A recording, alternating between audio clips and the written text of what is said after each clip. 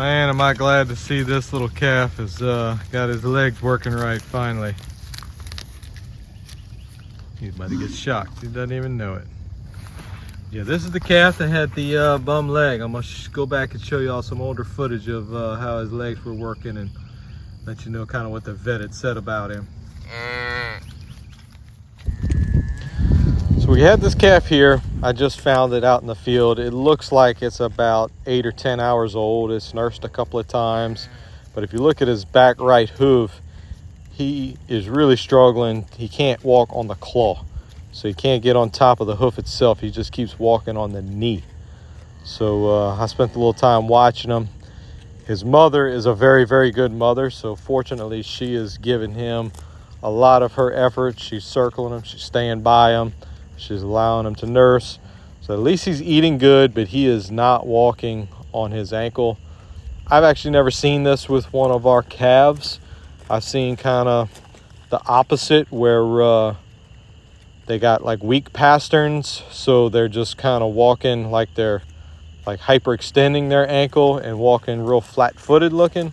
But I've never seen one where like the tendons are too tight like this, where he can't actually get up onto his claw. He's just walking on his ankle or knee, whatever you want to call it. I guess that's his ankle.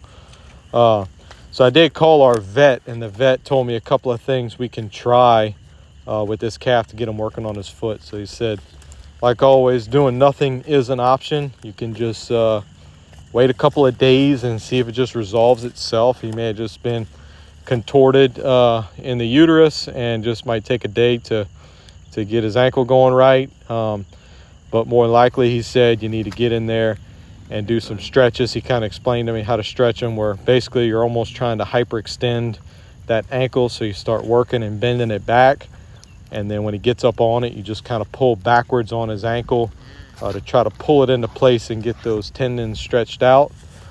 So that's what we did the last couple of days, was we worked on stretching that knee out. So, you know, these first 2 days he hasn't been able to walk on his claws at all. He's been walking on the knee, but he is making some attempts to get that claw under him. So I think we got a fair shot of getting him to walk on it, but you could see all of his other ankles have a similar issue. It's not just this one. This ankle is just the worst, but the other ones have terrible, terrible hoof angles.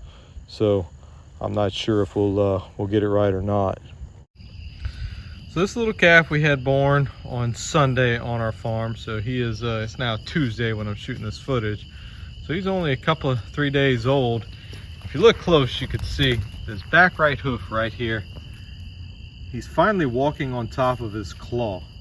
But man, this calf was really struggling, and I'll kind of show some footage of what that looked like. But I called one of my friends who's a vet, and after he kind of looked at it, he said, if you look at all of his feet, he's got really poor hoof angles. And what the vet was saying, he didn't come out and look at it, so he just had these videos that I sent him. But basically what he said it was from it's a developmental issue where those tendons in his ankles are just way too tight. And so he was basically rolling his ankles and walking on his knees, and that back right one was the worst, where he couldn't get on top of that claw, so he was always walking on that knee. And so the vet kind of explained a couple of ways to stretch it. So we stretched it 3 or 4 times a day for the last couple of days, and today you could see he's acting like a normal calf. He's walking on his hoof, and he is playing with the other calf that we have that's a couple of weeks old. And I think obviously we're going to end up castrating him. He's not something we want to have the potential of passing that along, but I think he'll be fine to grow out as a little steer for butchering. So one of the things the vet said is there is always a chance that if we had done absolutely nothing, he may have gotten on top of that claw on his own. But he said a lot of times what ends up happening with a hind one, it's really difficult to deal with. But basically he said if stretching it for the first couple of days you can't get him on top of that claw, meaning standing properly on his toes, is that you can try splinting it but it's really tough with a young calf, and you know, finding a splint that won't rub them wrong, or it'll keep it positioned right. It's not real easy to do with a back foot. It's a lot easier with a front foot, but fortunately we were able to get it stretched out, and like I said, he's walking on top of that cloth, so I'm very, very much relieved to have this calf looking like a normal calf and up on his feet.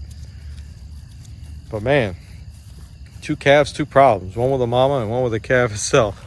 Not a good way to start the calving season.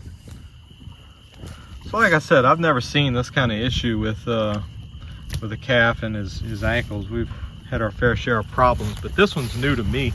So I'm kind of curious if you guys have any information, if anybody else has experienced anything quite like this, or you know, could kind of help us with, you know, the long-term prognosis. You know, is this something that generally gets worse with age as they start getting heavier, or is kind of what we're seeing that he got better? He looks like he's walking on broomsticks still because his ankles are basically straight up. But if anybody has any personal experience with this that could shed a little light, I sure would appreciate it.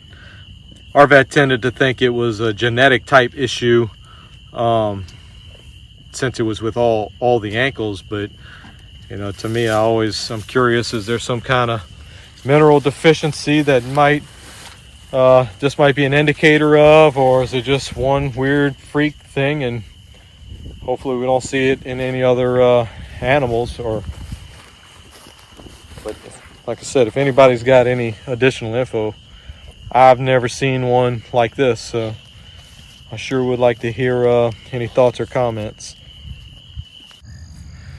So anyway, I guess we'll see how it progresses. You could definitely see his hoof angles are terrible, and I don't know. I'm hoping he can get up to a decent weight without having any trouble with him, but definitely something we don't want to pass along. So pretty glad we don't have that particular Angus bull anymore, because if he had a propensity to pass on a genetic trait like that, that's a little not something we want to see in our herd. Is that little heifer calf. She's growing like crazy. But anyway, like I said, I just wanted to let you guys know that we got this this little calf walking around on his own with no problems, and hopefully it stays like that. And I hope you guys have a good day, and I'll see you on the next one. Thanks.